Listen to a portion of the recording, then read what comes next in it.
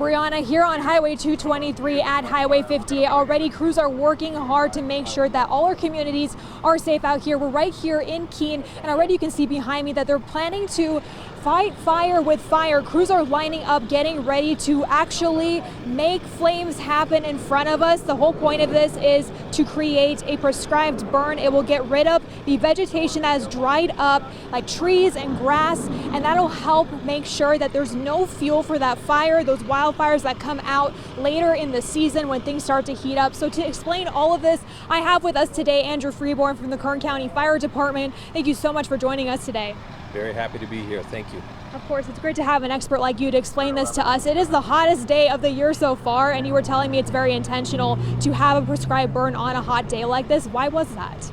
Well, the science has to be right. You have to have favorable conditions, and that means that the grass has to be dry and the weather has to be warm so that when we do make this, when we do start the fire, it's actually going to get a good consumption. It's going to burn most of the grass. Of course, and of course we have these high visibility fires like this. You were telling me you only have about 1 to 2 a year, but there are crews working so hard year round in the winter time to create these prescribed burns and make sure there's not a lot of dry brush. So what is the importance of this? The importance of this is we are preparing for wildfires.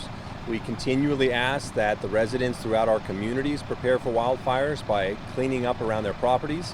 This is how we prepare for wildfires and make sure our communities are safe. We use various methods, and this is just one of those, and that's a prescribed burn. We've had good success in the years past doing this along 223, and so we're going to do it again this year. Definitely, and you mentioned defensible space that people can actually do in their own homes to make sure that the surrounding area of their property is safe. Can you explain that a little bit more to me? Yeah, absolutely. So creating that defensible space is actually a requirement, and that deadline to create that space is June 1st.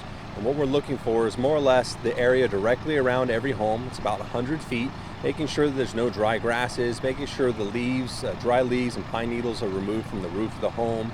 There's no dead trees around, removing firewood piles from away from the house.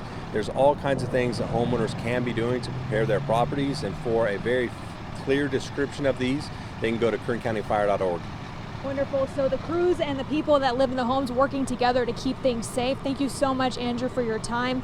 And of course, that's not the only thing that, as Andrew mentioned, that is helping with fighting these fires ahead of schedule. They have a bunch of new equipment as well, new fire engines. We'll get more into that in our 6 p.m. news hour, so definitely stick with us.